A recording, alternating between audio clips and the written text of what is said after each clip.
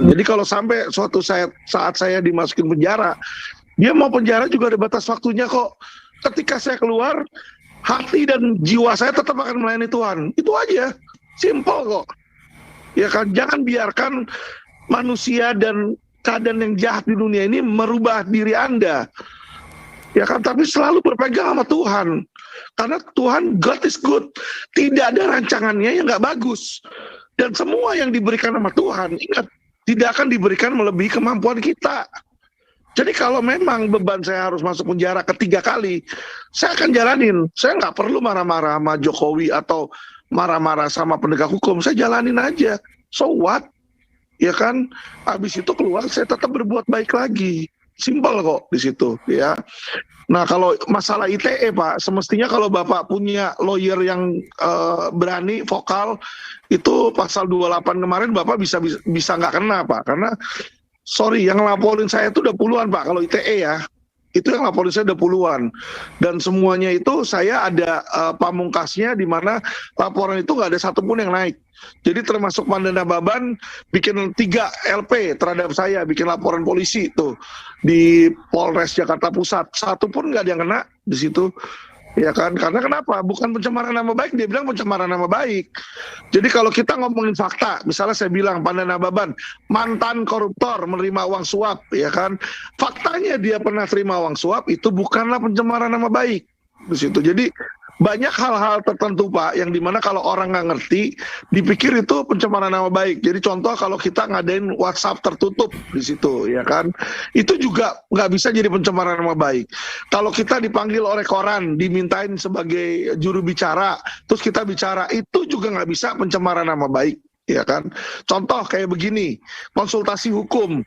Ketika saya menjawab orang terhadap konsultasi hukum, saya memiliki imunitas, hak imunitas yang diatur di Undang-Undang Advokat. Itu juga tidak bisa dikenakan pidana. Jadi Pak, nggak apa-apa, bagus di sini Bapak bisa belajar hukum, ya kan, supaya Bapak bisa tahu hal-hal mana yang bisa kena pidana, mana yang tidak. Karena nggak semua ketika kita bicara jelek tentang seseorang, itu langsung kena pidana. Jadi misalnya saya bilang, kepolisian brengsek, gitu kan. Terus saya dilaporin polisi, katanya pencemaran nama baik, penistaan. Gak bisa.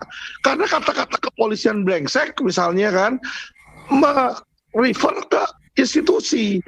Pencemaran nama baik itu hanyalah kepada kehormatan seseorang, harus orang badannya, subjeknya. Jadi inilah yang mana yang kita hukum ini pelajari, ada SKB 3 Menteri, ada undang-undang, disitulah kita ingatkan kembali. Nah kadang Pak, ada kesewenangan dari penyidik, mestinya kita nggak dibuat salah, dia mau bikin salah. Nah itulah baru kita aduin mereka ke propam atau kita gugat mereka balik. Biasanya kalau kita tahu, dia tahu kita tahu hukum, dia nggak akan berani lanjut. Nah disitulah teman-teman nanti kan udah kenal LQ. Jadi kalau sampai suatu saat terjebak masalah-masalah seperti itu, kami bisa bantu sebisa kami untuk melepaskan sesuai dengan kemampuan berdasarkan undang-undang yang berlaku. Jadi kita nggak pakai cara premanisme atau ngancem atau apa, tidak sih di situ teman-teman. Mr. Cuncun dulu. Selamat malam Pak Alvin dan teman-teman. Saya Cuncun dari Jogja. Saya tidak tahu kasusnya Pak Alvin itu setelah tuntutan itu sampai mana. Tapi karena saya ini juga apa ya, mengingatkan nanti kalau biasanya kan dari tuntutan kan vonisnya 2/3. Jadi kalau sampai masuk itu juga harus Pak Alvin harus siap. Nah, tapi tadi saya mendengar Pak Alvin katanya pernah dimasukkan 20 hari di sel teroris, itu bejone ramati loh. Lah kalau dipesan ke sipirnya, gue ngantemi loh. Mohon maaf, kayaknya juga dikriminalisasi seperti Ahok.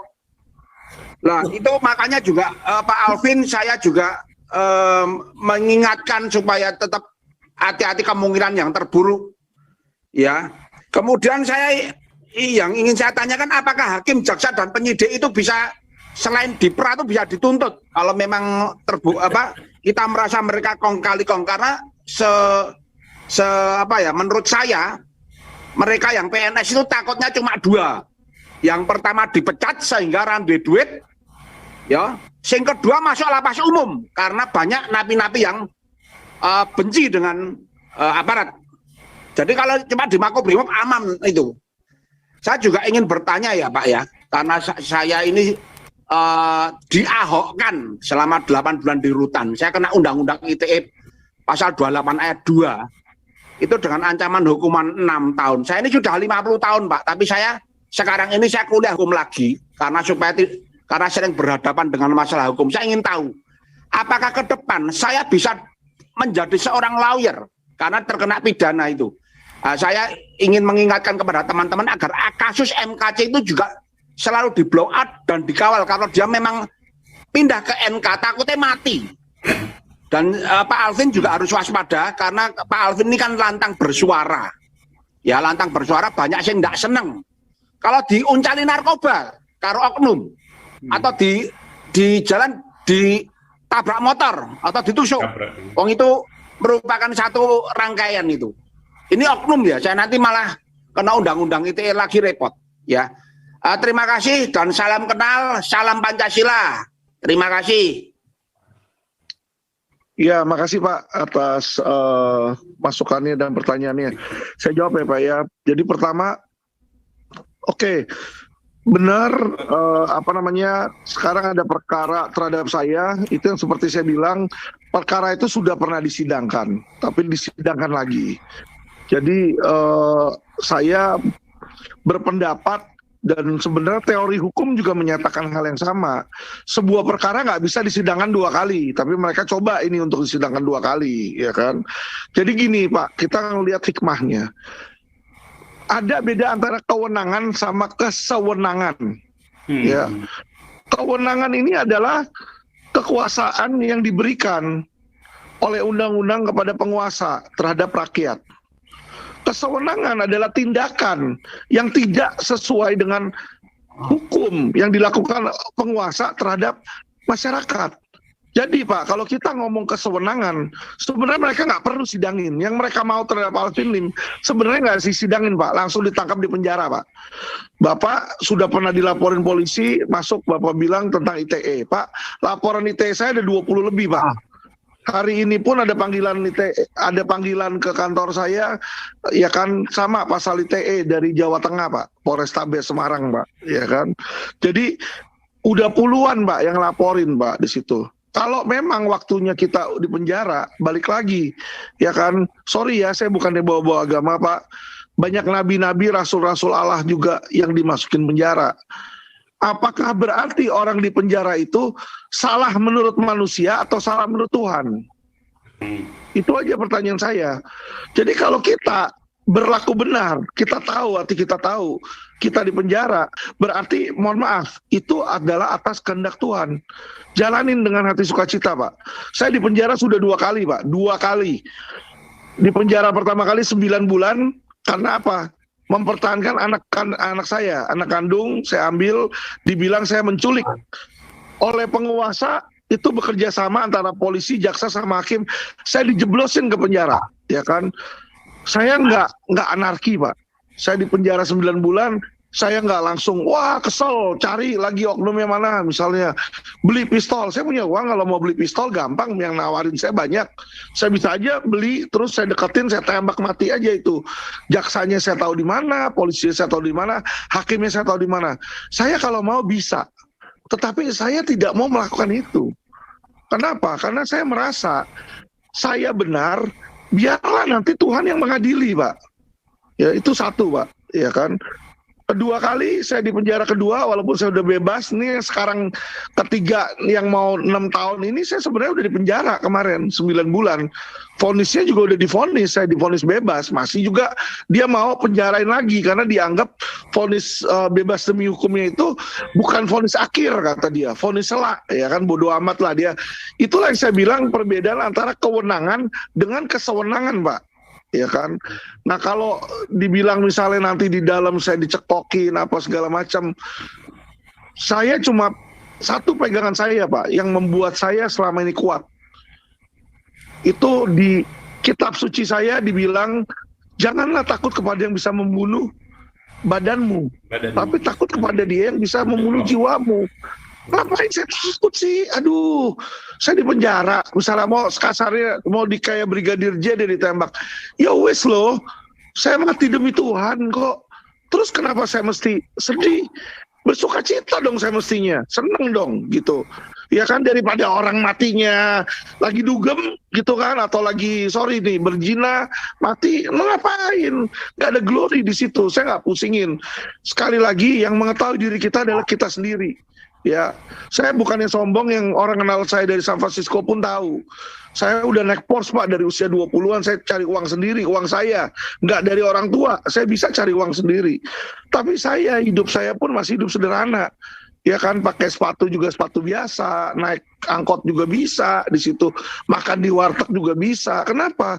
Kita bersuka cita dalam Tuhan, bukan kita bersuka cita dengan apa yang kita miliki, karena yang kita miliki ini semu sementara di situ Pak. Jadi balik lagi ya kan, tergantung dari orangnya. Kalau memang dia di penjara sekalipun ya kan, saya merasa itu adalah sebuah kehormatan. Jadi kalau sampai suatu saat saya dimasukin penjara, dia mau penjara juga ada batas waktunya kok.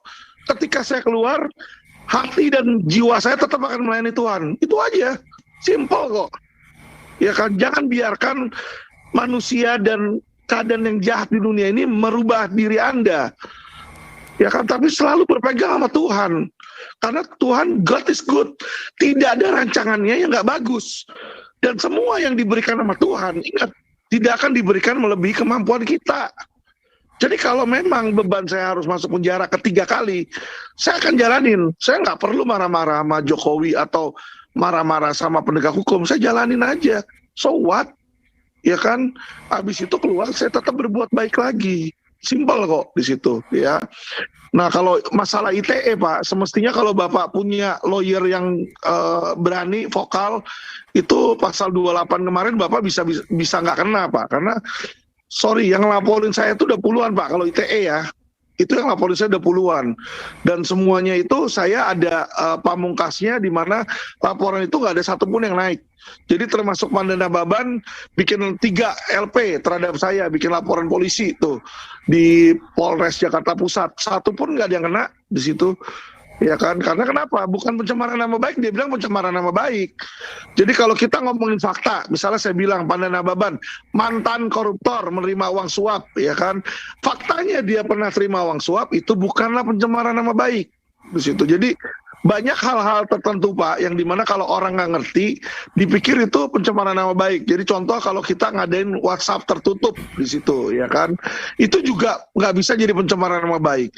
Kalau kita dipanggil oleh koran, dimintain sebagai juru bicara, terus kita bicara, itu juga nggak bisa pencemaran nama baik. Ya kan, contoh kayak begini, konsultasi hukum. Ketika saya menjawab orang terhadap konsultasi hukum, saya memiliki imunitas, hak imunitas yang diatur di Undang-Undang Advokat. Itu juga tidak bisa dikenakan pidana. Jadi Pak, nggak apa-apa, bagus di sini Bapak bisa belajar hukum, ya kan, supaya Bapak bisa tahu hal-hal mana yang bisa kena pidana, mana yang tidak. Karena nggak semua ketika kita bicara jelek tentang seseorang, itu langsung kena pidana. Jadi misalnya saya bilang, kepolisian brengsek, gitu kan, terus saya dilaporin polisi, katanya pencemaran nama baik, penistaan. Gak bisa, karena kata-kata kepolisian brengsek, misalnya kan, merefer ke institusi. Pencemaran nama baik itu hanyalah kepada kehormatan seseorang, harus orang badannya, subjeknya. Jadi inilah yang mana yang kita hukum ini pelajari, ada SKB 3 Menteri, ada undang-undang. Disitulah kita ingatkan kembali. Nah kadang Pak, ada kesewenangan dari penyidik. Mestinya kita nggak dibuat salah, dia mau bikin salah. Nah itulah baru kita aduin mereka ke propam atau kita gugat mereka balik. Biasanya kalau kita tahu, dia tahu kita tahu hukum, dia nggak akan berani lanjut. Nah disitulah teman-teman nanti kan udah kenal LQ. Jadi kalau sampai suatu saat terjebak masalah-masalah seperti itu, kami bisa bantu sebisa kami untuk melepaskan sesuai dengan kemampuan berdasarkan undang-undang yang berlaku. Jadi kita nggak pakai cara premanisme atau ngancem atau apa, tidak sih di situ teman-teman ya. Itu Pak, sekian. Luar biasa Pak Alvin, luar biasa ya. Jadi teman-teman begitu, memang kita rakyat jelata ini, rakyat awam ini butuh hukum kita ini. Jadi dengan ada kursus, pengetahuan kita bertambah. Saya aja ini banyak yang saya dapat dari Pak Alvin ini. Contoh, kalau kita misalnya mengkritik pemerintah, mengapa saya selalu sebut penyelenggara negara? Mengapa saya sebut penyelenggara negara? Tidak sebut oknumnya, saya bilang itu banci, biar mengungkapkan apa yang kita tidak senangi, dan kita tidak bisa dituntut dengan undang-undang ITE. Dan satu lagi yang kita bisa dapat dari Pak Alvin ini adalah beliau itu bukan mencari salib, Pak. Bukan mencari salib, dia pikul salibnya. Nah itu beda itu ya, bukan mencari salib. Jadi jangan di ini. Ini suatu pelajaran yang luar biasa dari Pak Alvin untuk kita semua. Tetapi kita akan lanjutkan lagi nanti. Silakan Ibu Wonder Woman.